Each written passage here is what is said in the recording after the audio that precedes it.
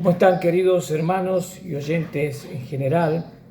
Aquellos que quisieran dedicarle un tiempo de su vida a oír y ver este video. Deseo obviamente que Dios les alcance con su más gran bendición, que es salvar el alma del infierno. Había comenzado tiempo atrás a desarrollar una serie de estudios cortos tratando de explicar el porqué de Primera de Corintios capítulo 14 versículo 40, que dice: pero hágase todo decentemente y en orden. Si hacemos memoria, yo tomé el capítulo 12 para contextualizar bien el porqué de este pedido de Pablo a la iglesia de Corinto. Allí deja Pablo de hablar, obviamente, el capítulo 11 de la Cena del Señor, para entrar a tratar temas del culto, donde va a señalar su deseo de que no haya ignorancia para la funcionalidad del culto en cuanto a los dones espirituales. El verso 2 señala que a los gentiles, que ellos, o sea, gentiles, se los extraviaba llevándolos, arrastrándolos hacia los ídolos, cuando dice, obviamente, tratando de hacerle pensar un poco en su pasado. Ustedes saben que el término gentiles señala la vida de inconversos que estos cristianos de Corinto vivían o tenían en el pasado, ofreciendo su sacrificio a lo pagano. Eran llevados y se descarriaban hacia los ídolos. Y comenzará a tratar el tema de los dones y los abusos que muchos hacían de un don especial para tratar de manifestar espiritualidad superior. Y también habla del Espíritu, obviamente del Espíritu con mayúscula, que es quien reparte soberanamente los dones, y habla de la diversidad de los dones porque hay diversidad de operaciones. Pero 1 Corintios 12:6 dice: pero Dios, que hace todas las cosas en todos, es el mismo.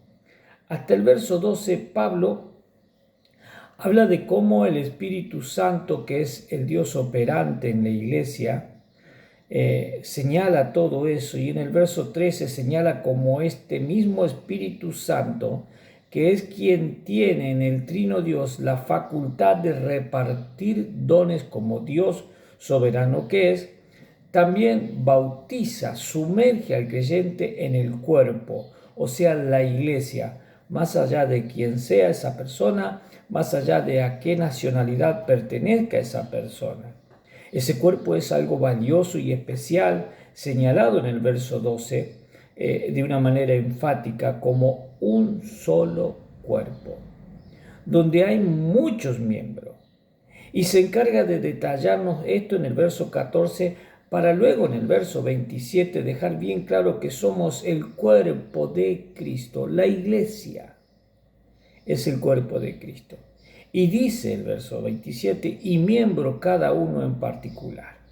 Indudablemente Pablo desea hacerle saber a los cristianos de Corinto, y obviamente a nosotros también, que un solo y único cuerpo de Cristo somos. Creo que el énfasis aquí debe ser, primero, no desear adquirir superioridad abusando del don recibido, el cual no se puede elegir de una manera personal como quien mete uno la mano en una bolsa de regalo, pues es facultad del Dios Espíritu Santo darlo, quien merece la honra y honor por ello, sino que tal vez con una mentalidad de cuerpo funcione ese don para la gloria de Cristo. Obviamente no está señalando un cuerpo físico, pero sí está señalando de forma figurada a la iglesia y su funcionalidad precisamente dentro del culto conforme a los dones. Me gusta lo que señala un comentarista sobre esto, diciendo que Pablo afirma que la iglesia a la que pertenecen los corintios es una identidad sin divisiones. No solo los corintios, sino también nosotros, hermanos. Tenemos que ser una identidad sin divisiones y funcionar de acuerdo a los dones que el soberano Dios, a través de su Dios, del Dios operante en este tiempo dentro de la iglesia, que es el Espíritu Santo, repartió Así debe funcionar la iglesia para que no haya divisiones. Y cierra el capítulo 12 de 1 Corintios diciendo: procurad pues los dones mejores, mas yo muestro aún un camino más excelente. Y aquí nos señala que podemos procurar. La idea es que los mejores dones se busquen. Ahora sepa, no para generar controversia, sino para lograr un mejor beneficio al cuerpo. No podemos negar, mis hermanos, de lo problemático que puede ser este texto mal interpretado. Pareciera que en la lista de los dones Pablo escribe ahora sugiriendo que se pidan los dones mejores, como por ejemplo apóstol, profetas y maestros. Obviamente, ahora dejaríamos de lado apóstol, ya que para hacerlo estaríamos totalmente fuera de época, ya que tendríamos que haber estado con Jesucristo desde su bautismo en adelante en su ministerio terrenal y haber tenido un encuentro especial luego de que Cristo haya resucitado en ese tiempo de la historia cristiana, como es el caso del apóstol Pablo, a quien yo personalmente considero el apóstol número 13. Indudablemente Pablo desea que se preparen para adquirir los dones de profecía y enseñanza, y el de profecía aún estaba vigente porque el canon bíblico no se había cerrado en esa oportunidad que Pablo está escribiendo. Hoy coincido con el doctor en teología Samuel Pérez Millos, quien sostiene que hay dones que no están operantes y que Dios soberanamente podría, si así desea, volverlos a poner en función, claro, pero no hay por qué hacerlo, pues ya su plan para la humanidad está escrito en su palabra inspirada a lo más de 40 autores, quienes revelan por su puño la voluntad de Dios agradable y perfecta, para que hoy nosotros, iluminados por el Espíritu Santo, podamos aplicar a nuestra vida espiritual lo espiritual escrito en la palabra viva y eficaz. Pablo quiere que la comunidad cristiana en Corinto y en todo lugar de la tierra desee desarrollar dones que edifiquen al cuerpo, no que se exageren con dones que solo parecían que los enorgullecía personalmente y no beneficiaban colectivamente al cuerpo.